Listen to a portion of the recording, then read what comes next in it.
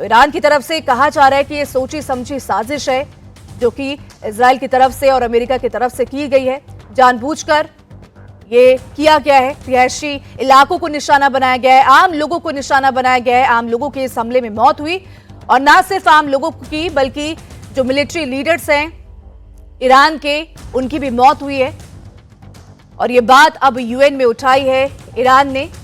अब ऐसे में देखने वाली बात होगी कि यूएन की तरफ से और कुछ क्या बयान सामने आता है।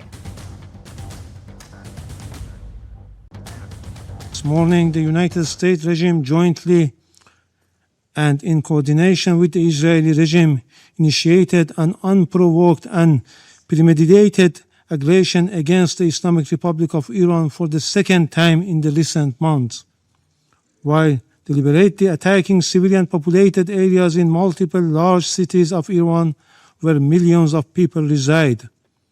As a result of this brutal armed attack, hundreds of civilians have been killed and injured. The aggression and atrocious crime of the United States regime and the Israeli regime and the deliberate and persistent targeting of civilian infrastructure are going. In addition to the numerous civilian residential buildings, the aggressors have also targeted a school in the city of Minab, Hormozgan province, killing more than 100 children. The number of innocent civilians continues to rise. This is not only an act of aggression, it is a war crime and a crime against humanity. तो UN यानी कि संयुक्त राष्ट्र में emergency बैठक के दौरान America ने ईरान के आरोप पर करारा जवाब दिया है। अमेरिका के एम्बेसडर माइक वॉल्स ने कहा कि ईरान ह्यूमन राइट्स का मजाक उड़ा रहा है। उसने अमेरिका के साथी देशों कुवैत, यूनाइटेड अरब अमीरात, बहरीन, कतर, जॉर्डन पर हमले किए हैं, यानी कि मिडिल ईस्ट के देश हैं। ईरान सिविलियन इंफ्रास्ट्रक्चर पर भी हमला कर रहा है। अमेरिका के लिए उसके साथी देशों की सुरक्षा कंडीशनल नहीं है। तो The sad irony is that this same regime will attempt to lecture us today about human rights and the rule of law. Its presence here in this council makes a mockery of this body.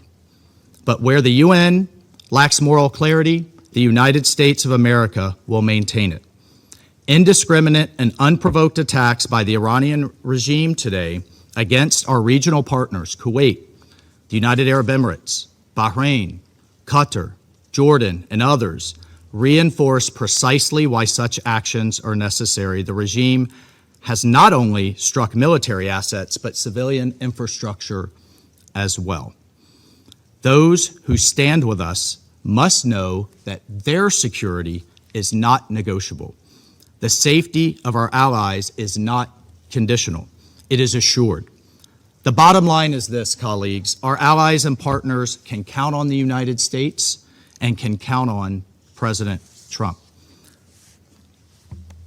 Colleagues, peace is not preserved by appeasing those who threaten it. Peace is preserved through strength in the face of terror. History has taught us that the cost of inaction is far greater than the burden of decisive action. And our president, President Trump, has taken that decisive action today. Shoaib, UN में जिस तरीके से emergency meeting जो है बुलाई गई और तमाम ईरान की तरफ से आरोप लगाए गए और अमेरिका की तरफ से भी, उनके एम्बेसडर की तरफ से भी सामने आया, इस पर यूएन की तरफ से क्या एक्शन लिया जा सकता है? क्या कोई कानून उल्लंघन की पे बात की जा सकती है संयुक्त राष्ट्र सुरक्षा परिषद की तरफ से? देखिए, दुनिया को ये सच्चाई मालूम है कि यूएन सिर्फ बात कर सकता है, उसको ताकतवर जो दुनिया के देश है वही चलाते हैं अपने मन मुताबिक। तो अमेरिका या इजराइल के खिलाफ वो कभी कुछ कह भी सकती है ये संस्था, सिर्फ बातों में, उसके अलावा कभी कुछ ये कह नहीं सकती। जिस तरह से हमने एक इतिहास लंबा देखा है, इस तरह की चीजें नहीं है वहां पर कि कोई वो एक्शन ले लेगा या तमाम चीजें, क्योंकि हम ये बार बार देखते हैं कि सिर्फ कंडम करना, किसी भी जगह हमला होता है की जो एक हम कहे कि एक क्रेडिबिलिटी वो रह गई है। उस तरह से जिस तरह से यूएन को बनाया गया था कि ये दुनिया में शांति के लिए तमाम, अगर कोई किसी देश को लिए काम करेगी, तो उस तरह से इस संस्था का काम पिछले कुछ सालों में तो नजर नहीं आया। अमेरिका ने जिस तरह से चाहा वो यूएन को चलाया है, और वही इजराइल ने पिछले दिनों जब जिस तरह से जो हमले गाजा में किए, और उस वक्त भी यूएन कहता रहा कि वहां बहुत बड़ा नरसंहार हो रहा है, तमाम चीजों की बातें कही जाती रही, तो उसमें भी इजराइल ने भी उसकी बातों को नहीं माना। तो अभी भी कोई ये सिर्फ एक बातचीत आप एक लगाए, ये तमाम चीजें तो उतना ज्यादा कोई प्रभाव उसका पड़ने वाला नहीं, बल्कि जमीन पर, ग्राउंड पर जो चीजें हो रही है वो ही ये तय करती है कि दरअसल क्या हो रहा है। क्योंकि अमेरिका, इजराइल ईरान पर हमला कर रहा है, ईरान अमेरिका के अड्डों को निशाना बना रहा है और इजराइल पर हमला कर रहा है, यही सच्चाई है। और यूएन में वो ताकत नहीं कि वो इस पूरे युद्ध को रोक सके, रुकवा सके, इस तरह की चीजें नजर नहीं आती। तो यही तमाम चीजें हैं। अमेरिका जो बाहर कह रहा है, जो बाहर बातें कही जा रही है उसकी तरफ से कि ईरान में जो रिजीम है वो चेंज होकर रहेगी, तब तक हमले नहीं रुकेंगे, वही वो दूसरे मंचों पर भी कह रहा है। इजराइल भी यही बात कह रहा है, और ईरान कह रहा है कि हमला चूंकि उस पर किया गया है, पहले भी उस पर हमला किया गया था, उसने शुरुआत नहीं की है, तो उसको अपनी रक्षा करने का हक हासिल है, उसके लोग मारे जा रहे हैं। ये दोनों तरफ से बातें इस वक्त चल रही है, और कोई भी जो रास्ता है इन बातों में निकलता हुआ वो दिखाई नहीं देता कि कोई बातचीत या इस तरह की कोई देश मध्यस्थता करने का इरादा भी रखता हो। अभी तक ये चीजें भी नजर नहीं आई। टर्की और दूसरे जो देशों ने बात रखी है यूएन की इमरजेंसी मीटिंग में, वो ये कहते जरूर नजर आए कि इस जंग को रुकना चाहिए, बातचीत करनी चाहिए, लेकिन किसी में हिम्मत नहीं है कि वो अमेरिका को लेकर या इजराइल को लेकर बात और कर सके। अमेरिका दुनिया में ताकतवर देश है, और ट्रंप जब से आए हैं आप देख रही हैं कि उनकी जो बातें हैं, उनका जो काम करने का तरीका है वो कुछ इसी तरह का है कि वो जी शोएब, इस वक्त बड़ी खबर सामने आ रही है, वो बताना जरूरी है। ईरान ने अमेरिका के साथ ही देशों पर अब हमले करना शुरू कर दिया है। ईरान ने बहरीन पर हमले किए। बहरीन के गृह मंत्रालय ने ट्वीट इसको लेकर किया है। बहरीन इंटरनेशनल एयरपोर्ट को निशाना बनाया गया है। बहरीन एयरपोर्ट पर ड्रोन अटैक हुआ। ड्रोन हमले में कोई नुकसान नहीं हुआ है, बहरीन की तरफ से कहा गया है। तो इस वक्त ये बड़ी खबर, जहां इजराइल अमेरिका ने शनिवार को हमला किया था, अब ईरान ने भी रिटेलिएट करना शुरू कर दिया है, पलटवार करना शुरू कर दिया है। और ईरान ने न सिर्फ बहरीन पर बल्कि 8 देशों पर जो अमेरिकी समर्थन में है, जो अमेरिका के समर्थन में है, जहां यूएस के नेवी बेस है, वहां पर हमला करना शुरू कर दिया। और बहरीन की तरफ से अब ये बात कही गई है, और ड्रोन अटैक एक तरीके से हुआ है। हालांकि बहरीन ने यह भी कहा है कि ड्रोन अटैक हालांकि हुआ, लेकिन ड्रोन हमले में कोई नुकसान उन्हें नहीं पहुंचा है। तो ये बड़ी खबर, जहां ईरान की तरफ से ये दावा किया जा रहा था कि खामेनेई की मौत नहीं हुई, अब ऐसे में ईरान ने भी रिटेलिएट करना शुरू कर दिया, पलटवार करना शुरू किया, और बहरीन में भी बड़ा हमला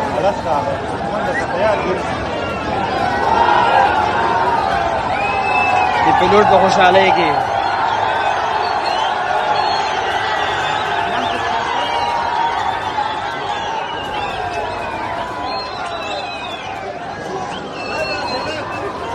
इजराइल और अमेरिका के हमले के बाद से ईरान का जबरदस्त हमला अब जारी है।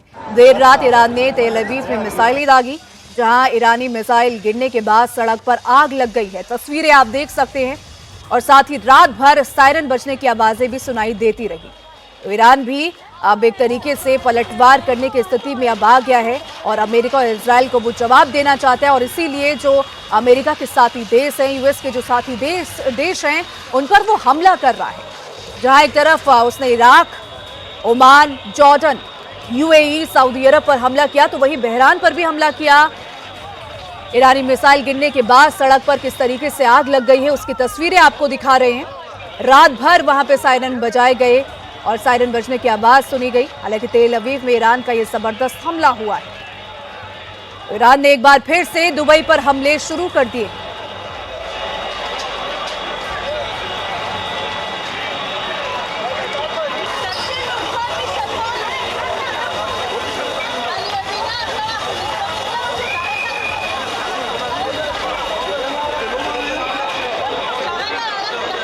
तो ईरान ने भी पलटवार करना शुरू कर दिया है और एक बार फिर से दुबई पर हमला कर दिया है। देर रात ईरान ने दुबई इंटरनेशनल एयरपोर्ट पर ड्रोन से अटैक किया।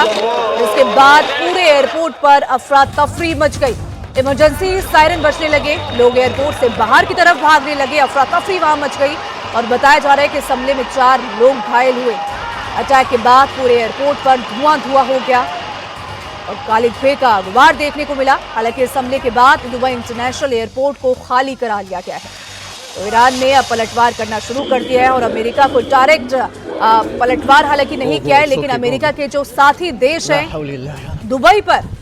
दुबई इंटरनेशनल एयरपोर्ट पर हमला किया, जिसमें 4 लोगों के घायल होने की खबर है। हालांकि वहां जब लोग मौजूद थे उस वक्त जब ये हमला हुआ, अफरा तफरी मच गई, लोग सहम गए और इधर से उधर भागने लगे।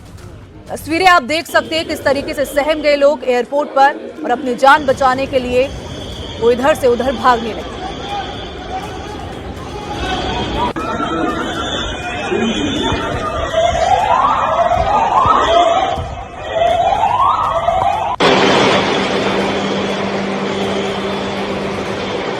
अमेरिका और इजराइल की ओर से ईरान पर मिसाइल हमलों के बाद मिडिल ईस्ट में हालात अब बिगड़ते जा रहे हैं। कई हिस्सों में उड़ानें रोक दी गई हैं। भारत के स्टार बैडमिंटन खिलाड़ी पीवी सिंधु दुबई के एयरपोर्ट पर अब फंस गई हैं। PV Sindhu all England open के लिए बर्मिंघम जा रही थी और दुबई उनका कनेक्टिंग पॉइंट था, लेकिन तनाव बढ़ने के बाद अब दुबई एयरपोर्ट पर परिचालन ठप हो गया है।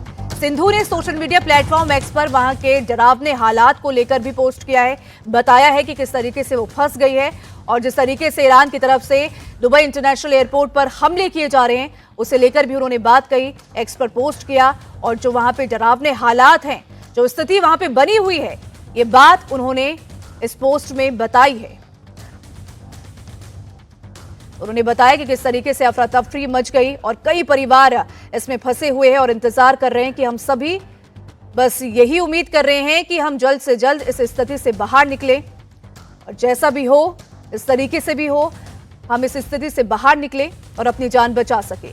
हालांकि दुबई एयरपोर्ट पर हुए ईरान के हमले के बाद जहां तमाम फ्लाइट्स कैंसिल कर दी गई, तो ऐसे में बड़ी संख्या में भारतीय यात्री भी एयरपोर्ट पर फंसे हुए हैं। बॉलीवुड एक्ट्रेस की बात करें और सिंगर सोनल चौहान की, तो दुबई एयरपोर्ट पर वो फंसी हुई है और वहां से निकालने के लिए पीएम नरेंद्र मोदी से मदद की गुहार लगाई है उन्होंने। एक्ट्रेस ने एक्स पर पोस्ट करके लिखा कि मैं अभी दुबई में चल रहे संकट की वजह से यहां पे फंस गई हूं, फ्लाइट्स कैंसिल हो गई हैं और भारत लौटने का कोई साफ रास्ता उन्हें यहां पे नजर नहीं आ रहा है। मैं घर वापस जाने के लिए सरकार से सुरक्षित यात्रा के लिए सम्मानपूर्वक मार्गदर्शन चाहती हूं, किसी भी मदद के लिए आभारी हूं। तो ये पोस्ट किया है सोनल ने और जिस तरीके से उन्होंने पीएम नरेंद्र मोदी से गुहार लगाई है कि वो किस तरीके से फंस गई है, जल्द से जल्द उनकी यहां से जो है जान बचाई जाए, उन्हें यहां से जो है निकाला जाए। ईरान पर जारी इजरायली और अमेरिकी सैन्य हमले के बीच तमाम एयर स्पेस को बंद कर दिया गया है, जिसका असर अब हवाई उड़ानों पर पड़ रहा है। तो वहीं नागरिक उड्डयन मंत्रालय ने जानकारी दी है कि ईरान और मिडिल ईस्ट के जो कुछ हिस्से हैं उसमें एयर स्पेस की पाबंदियां जो है लगाई गई हैं और उन पाबंदियों की वजह से आज 444 फ्लाइट्स कैंसिल होने की उम्मीद है। वहीं कल डोमेस्टिक एयरलाइंस की 410 फ्लाइट्स कैंसिल कर दी गई थी, क्योंकि कल जिस तरीके से हमला हुआ ईरान पर, और अब ऐसे में कहा गया है कि एयरपोर्ट पर जाने से पहले लोग अपनी फ्लाइट का स्टेटस अपनी एयरलाइन से चेक और कंफर्म कर लें। हालांकि डीजीसीए सुरक्षा और ऑपरेशनल नियमों का पूरा पालन पक्का करने के लिए एयरलाइंस के साथ करीबी तालमेल बनाए हुए हैं। तो जिस तरीके से दुबई इंटरनेशनल एयरपोर्ट पर हमला हुआ ईरान की तरफ से, क्योंकि दुबई यूएस का साथी देश और अब ईरान भी पलटवार करता हुआ नजर आ रहा है, तो सतर्क एक तरीके से हर कोई हो गया है। और एयरपोर्ट पर किस तरीके से हालांकि अफरा तफरी मची जब दुबई एयरपोर्ट पर हमला ईरान की तरफ से किया गया, और हमले के बाद किस तरीके से धुआं हो गया पूरा एयरपोर्ट, उसकी तस्वीरें बार बार आपको हम दिखा रहे हैं।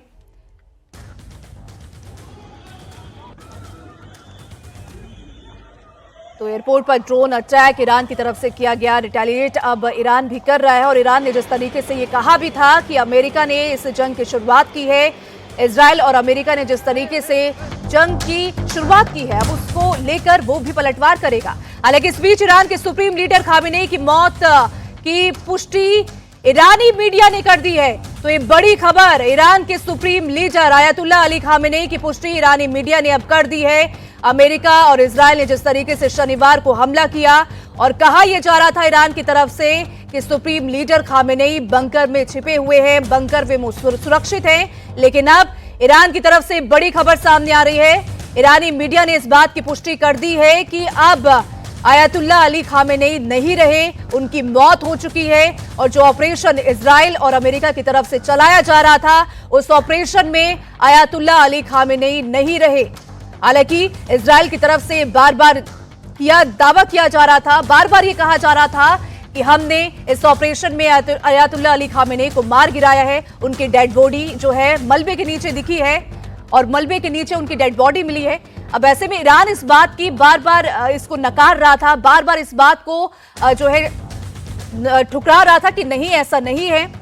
ईरान के जो सुप्रीम लीडर है वो बंकर में छिपे हुए हैं, बंकर पे वो सुरक्षित है और वो बंकर ऐसा है कि वहां पे अमेरिका और इजराइल के जो बड़ी बड़ी मिसाइलें हैं वो भी वहां कुछ नहीं कर सकती। लेकिन अब ईरानी मीडिया ने जो ये पुष्टि की है वो अपने आप में ही बहुत बड़ी खबर है। तो इजरायली हमले में खामेनेई की मौत हो गई है, प्रेस टीवी की ये बड़ी खबर। ईरानी मीडिया की तरफ से दावा, ये पुष्टि एक तरीके से की जा चुकी है कि अब आयतुल्लाह अली खामेनेई यानी कि ईरान के सुप्रीम लीडर, इजराइल और अमेरिका के जो ऑपरेशन था उसमें उनकी मौत हो गई है और वो अब नहीं रहे हैं। तो ये बड़ी खबर मिडिल ईस्ट में भी। हालांकि इसके आगे ईरान की तरफ से क्या कुछ बयान सामने आता है, ईरानी मीडिया की तरफ से इस बात की तो पुष्टि हो गई है क्योंकि शनिवार को जिस तरीके से इजराइल और अमेरिका की तरफ से तमाम हमले किए गए, राष्ट्रपति भवन हो या फिर वो कंपाउंड हो जहां पर supreme leader Ayatollah Ali Khamenei थे।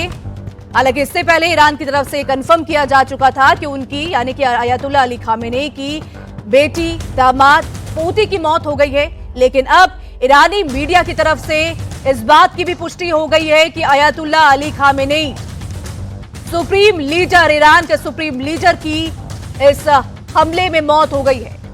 तो जो दावे इजराइल और अमेरिका की तरफ से किए जा रहे थे वो दावे कहीं ना कहीं सच निकले हैं। शोएब, ये बड़ी खबर और ईरान का क्या इंपैक्ट ईरान पर इसका पड़ेगा, क्योंकि ईरान का जो सुप्रीम लीडर है वो अब नहीं रहा और ये बड़ी खबर हालांकि ईरान के लिए और पूरे मिडिल ईस्ट के लिए है।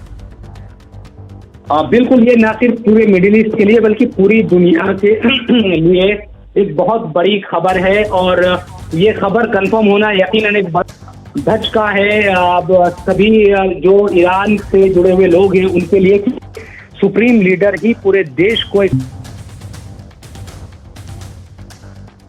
तो बिल्कुल शोएब, जिस तरीके से सुप्रीम लीडर को लेकर जो खबर आ रही है ईरान की तरफ से, ईरानी मीडिया की तरफ से कि उनकी मौत की पुष्टि अब ईरान ने कर दी है और हालांकि बार बार इस बात को नकार रहा था ईरान की नहीं, आयतुल्लाह अली खामेनेई अभी बंकर में सुरक्षित हैं, उन्हें सुरक्षित रखा गया है, उन्हें कुछ भी नहीं हुआ है। अब ऐसे में इजराइल और अमेरिका की ये बड़ी जीत इसे कहा जा सकता है क्योंकि उनका टारगेट आयतुल्लाह अली खामेनेई थे और अमेरिका की तरफ से बार बार कहा जा रहा था कि एक क्रूर तानाशाह हैं आयतुल्लाह अली खामेनेई, क्योंकि ईरान में जिस तरीके से प्रदर्शन हुए थे, जेंजी ने जिस तरीके से प्रदर्शन किया था, वहां की आवाम ने अपने ही सुप्रीम लीडर के खिलाफ प्रदर्शन किया था, प्रोटेस्ट किया था, सड़कों पर वो उतर आए थे और फिर ईरान की तरफ से भी पलटवार किया गया। ईरान की सरकार की तरफ से, सुप्रीम लीडर की तरफ से उन पर जो है प्रदर्शन किया गया, उन पर भी जो है उन्हें रोकने के लिए तमाम कोशिशें उनको दबाने के लिए की गई और तब से ही अमेरिका ये बात कहता हुआ आ रहा है कि आयतुल्लाह अली खामेनेई एक क्रूर तानाशाह हैं और अब इस तानाशाह की मौत एक तरीके से अमेरिका और इजराइल ने कर दी है। तो ये बड़ी जीत इजराइल और अमेरिका की, क्योंकि इजराइल और अमेरिका का जो टारगेट था वो टारगेट अब उन्होंने अचीव कर लिया है और ये ईरान के लिए, ना सिर्फ ईरान के लिए बल्कि मिडिल ईस्ट हो या फिर पूरी दुनिया हो, सुप्रीम लीडर के मारे जाने के बाद ये एक बड़ा झटका ईरान के लिए है और एक बड़ी खबर मिडिल ईस्ट के लिए, मध्य पूर्वी देशों के लिए और पूरी दुनिया के लिए है। तो शोएब, क्या कुछ और ईरानी मीडिया की तरफ से कहा गया है? देखिए, अभी मैं एक्स पर ट्वीट देख रहा हूं और उस पर भी ये पुष्टि की जा रही है कि जो आयतुल्लाह खामनेई है उनकी मौत हो चुकी है। तो कुल मिलाकर एक बहुत बड़ा झटका जो इस पूरे युद्ध की और दशा बदल देगा। ये एक तरीके से, क्योंकि पहले भी ये अमेरिका और इजराइल कह रहे थे कि उनका लक्ष्य या तो इस रिजीम को चेंज करना है या फिर आयतुल्लाह खामनेई को मारना है। और यही चीजें कल जो हमला हुआ जिसके बारे में और हम और आप बात कर रहे थे कि 30 बम वहां पर बरसाए गए, तो वहां पर खामनेई मौजूद थे। पहले खबर आई कि उनके बेटी, दामाद और दूसरे लोग मारे गए और ये जो हमला किया गया था, सबसे पहला हमला यही था, उसमें खामनेई की भी मौत हो गई। आज जो युद्ध पिछले कल से शुरू हुआ और पहले ही दिन खामनेई की मौत हो गई, तो यकीनन ईरान के जो हौसले हैं वो इससे पस्त हो जाएंगे। ये भी चीजें हैं और एक मनोबल पर एक बहुत बड़ा असर ईरान के इससे पड़ने वाला है, क्योंकि आपका जो सुप्रीम लीडर है उसकी ही मौत हो गई है। इससे पहले जो युद्ध हुआ था उसमें भी बहुत सारे जो बड़े टॉप कमांडर थे ईरानी सेना से जुड़े हुए और जो दूसरे लोग थे वो मारे गए थे। और इस खामनेई का मारा जाना यकीनन पिछले 40 सालों में हम देख रहे थे, पहले आयतुल्लाह खुमैनी और फिर आयतुल्लाह खामनेई लगातार ईरान को चलाते रहे। राष्ट्रपति कोई भी बना, लेकिन सुप्रीम लीडर की हैसियत से सबसे बड़ा ओहदा जो ईरान में है उसमें सबसे बड़ी हैसियत आयतुल्लाह की होती है, जो सुप्रीम लीडर की, वही तमाम चीज़ों को तय करते हैं। तो इस ऐसे में खामनेई की मौत की खबर यकीनन पूरी दुनिया के जो शिया मुसलमान हैं या जो सुन्नी भी बहुत सारे लोग उनसे जुड़े हुए हैं, उन तमाम के लिए एक बड़ी खबर है। और आज ऐसा हो मौत, जैसे ये मौत की पुष्टि चूंकि ईरान की तरफ से अब कर दी गई है, पूरी दुनिया में हम जहां जहां शिया मुस्लिम या दूसरे जो लोग हैं अरब देशों में भी आज प्रदर्शन होंगे, क्योंकि इससे पहले हमने देखा था कि दूसरे जो लीडर्स जब भी मारे गए, हसन नसरुल्लाह को मार दिया था इजराइल ने लेबनान में, तब भी प्रदर्शन हुए थे। उसी तरह की स्थिति अब बनती हुई दिखाई देगी और अब एक तरीके से ईरान के लिए भी और अस्तित्व का भी सवाल है। जो वर्तमान लीडरशिप थी उसका सबसे बड़ा लीडर ही बिल्कुल शोएब गया है। हालांकि खामेनेई की मौत के बाद ईरान में अब 40 दिन के राष्ट्रीय शोक की घोषणा भी कर दी गई है और जिस तरीके से ईरानी मीडिया की तरफ से इस बात की पुष्टि कर दी गई कि ईरान के जो सुप्रीम लीडर है अयातुल्लाह अली खामेनेई, उन्हें मार दिया गया, उनकी मौत हो गई है इस ऑपरेशन में इजराइल और अमेरिका के। और अब इस बीच खामेनेई की मौत के बाद ईरान में 40 दिन के राष्ट्रीय शोक की घोषणा कर दी गई है। 40 दिन अब राष्ट्रीय शोक में ईरान रहेगा और जिस तरीके से ईरान में जो हमला किया था अमेरिका और इजराइल में, शोएब, इसे कहा जा सकता है कि अमेरिका और इजराइल की बड़ी जीत है। जो उनका टारगेट था कि अयातुल्लाह अली खामेनेई को मारे और इसकी जो है अचीव भी एक तरीके से उन्होंने कर लिया, तो ये बड़ी जीत अमेरिका और इजराइल की कहा जा सकता है इसे। देखिए, यकीनन उस लिहाज से एक बड़ी जीत है कि अमेरिका ने और इजराइल ने जो कहा कि हम मार देंगे खामनेई को, वो मार दिया गया। लेकिन इसमें जो बड़ी चीज है अब वो ये नजर आएगी, क्योंकि मैंने पहले भी बताया था कि पहले से ही एक लीडरशिप को तैयार, एक नामों को तैयार रखा गया है कि अगर किसी की भी मौत होती है तो उसकी जगह ये शख्स लेगा और फिर जंग को कंटिन्यू किया जाएगा। तो क्या उन तमाम चीज़ों को लेकर आगे ईरान बढ़ पाएगा? और जो भी, क्योंकि पिछले कई दशकों से ईरान की सत्ता पर, ईरान की हर चीज़ पर खामनेई का असर था, हर तरह से उसका जाना एक बड़ा धचका होगा तब भी ईरान के लिए और ईरान से जुड़े हुए जितने भी हम प्रॉक्सीज देखते हैं उन तमाम के लिए। अब ये जो जंग है वो यकीनन अंजाम तक पहुंचेगी। अब ये चीज़ें नज़र आ रही है और अंजाम यही हो सकता है कि ईरान में इस रिजीम का खात्मा हो जाए, क्योंकि सबसे बड़ा आपका जो लीडर है वो ईरान, इजराइल और अमेरिका के हमले में मारा गया है।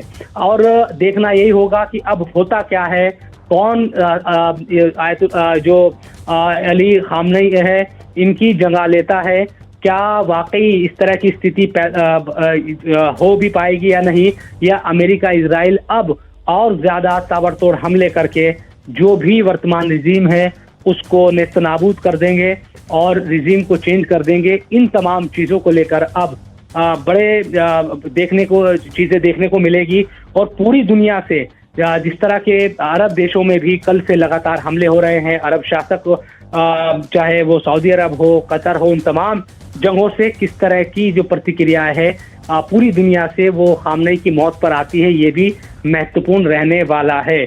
और क्या ये युद्ध अब यहाँ खत्म होगा? क्योंकि ये भी हो सकता है कि अमेरिका और इजराइल ये कहे कि हमारा जो टारगेट था खामनेई को मारना, अब ईरान की जनता को तय करना है कि वो रिजीम को किस तरह से चेंज करती है। क्योंकि कल अमेरिकन राष्ट्रपति की तरफ से जो बयान आया था ट्रंप के, उनकी तरफ से ये भी कहा गया था कि अगर अमेरिका हमले रोक भी दे तो आपके पास ये मौका है कि आप आगे बढ़े और सत्ता जो रिजीम है उसको उखाड़ फेंके और उस पर कब्जा कर ले, आपका शासन आपका इंतजार कर रहा है। तमाम बातें उनकी तरफ से कही गई थी। अब वो तमाम चीजें क्या नजर आएगी, ये वाकई पिछले कई दशकों के इतिहास में मिडिल ईस्ट के सबसे बड़ी खबर है। इससे पहले हमने कई लोगों का वहां पर की हत्या या टारगेट बनाते हुए देखा। सद्दाम हुसैन को अमेरिका ने मारा था, कर्नल गद्दाफी वहां पर मारे गए थे। इसके अलावा कई और शासक वहां पर मिडिल ईस्ट की जो देश है वहां जहां भी अमेरिका ने हमले किए वहां पर उनको मार दिया गया। अब सद्दाम हुसैन को फांसी दी गई थी और अब आयतुल्लाह अली खामनेई का मारा जाना इसी तरह की बड़ी घटनाओं में से, मिडिल ईस्ट की या जंगी इतिहास की बड़ी घटनाओं में से एक है। इस लिहाज से कि पिछले कई दशकों से ईरान ही नहीं बल्कि ऐसी तमाम देश जो ईरान से जुड़े हुए हैं या ऐसे प्रॉक्सीज या ऐसे संगठन जो दुनिया भर में जिनके फॉलोअर्स हैं, खामनेई के फॉलोअर्स या खामनेई के जो समर्थक है वो पूरी दुनिया में मौजूद है। और मैं इस बात को फिर कह रहा हूं कि आज कई जगहों पर हो सकता है कि बड़े प्रदर्शन भी देखने को मिले और ये खबर सुनने के बाद लोग सड़कों पर निकल आए। बिल्कुल शोएब, अयातुल्लाह अली खामेनेई को लेकर जो आपने बात कही कि ना सिर्फ ईरान के लिए बल्कि पूरे मिडिल ईस्ट के लिए बहुत बड़ी खबर है और एक झटका जरूर है। हालांकि इसको लेकर ये कहा जा सकता है कि जिस तरीके से खामेनेई की बेटी की मौत हुई है और हमले में इस बात की पुष्टि हालांकि ईरानी मीडिया ने कर दी थी और अब एक बार फिर से इजराइल के हमले में खामेनेई की बेटी की मौत हुई है। आप सभी को बता दें कि खामेनेई के दामाद और पोती की भी मौत हुई है। तो ईरानी मीडिया की तरफ से जहां एक तरफ इस बात की पुष्टि कर दी गई है कि अयातुल्लाह अली खामेनेई यानी कि ईरान के सुप्रीम लीडर इस ऑपरेशन में मारे गए, तो वही इजराइल के हमले में खामेनेई की जो बेटी हैं उनकी भी मौत हुई है, वही खामेनेई के दामाद और पोती की भी मौत हुई है। तो जिस तरीके से इजराइल और अमेरिका ने जो शनिवार को हमला किया था, एक के बाद एक 30 मिसाइल जो है दागी थी कंपाउंड में, जिस कंपाउंड में उनका परिवार था, जहां पर उनका पूरा परिवार था, जहां पर खुद अयातुल्लाह अली खामेनेई हालांकि थे, उन पर हमला एक तरीके से किया गया और इस हमले में खामेनेई की बेटी की मौत हुई, खामेनेई के दामाद की मौत हुई और उनकी पोती की भी मौत हो गई है। तो एक बड़ी खबर और एक बड़ा झटका ईरान के लिए, क्योंकि ईरान ने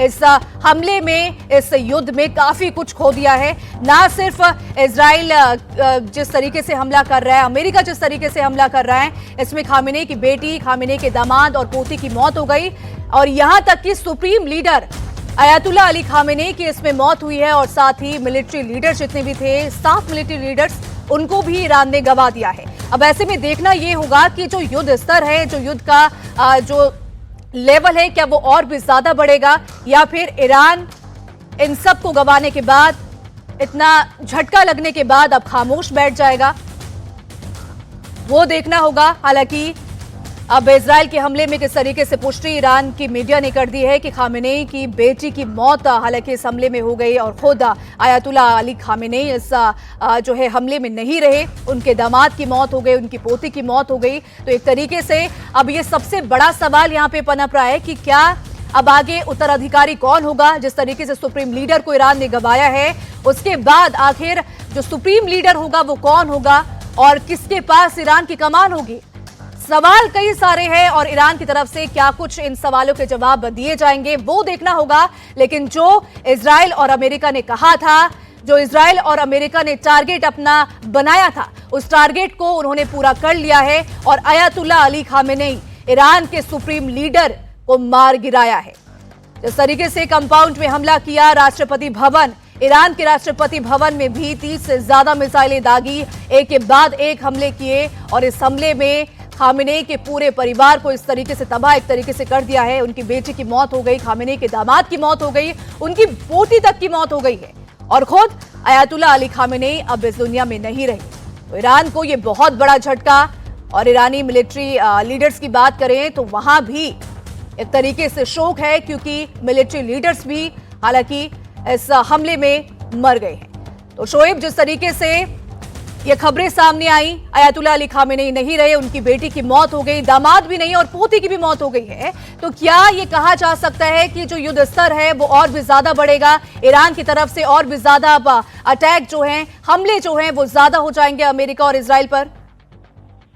जो भी अब होगा वो निर्णायक होगा। ईरान की तरफ से भी अपनी जितनी भी पूरी ताकत है इस क्योंकि अयातुल्लाह खामेनेई की मौत के बाद यकीनन जितनी भी ईरान में ताकत होगी, जितनी भी उसकी क्षमता होगी, वो उस क्षमता से हमला करेगा, ये बात तय है। और मिडिल ईस्ट में एक तरीके से अब नक्शा बदलता हुआ दिखाई देगा। और इजराइल और अमेरिका को भी ये बात मालूम है कि अगर ये वक्त उन्होंने जरा भी ढील छोड़ी तो फिर उनके लिए भी आगे सत्ता बदलना या इस तरह की चीजें मुश्किल होगा, क्योंकि सबसे बड़े जो लीडर थे ईरान के वो मारे गए हैं। बिल्कुल बिल्कुल शोएब, तमाम जानकारी के लिए शुक्रिया।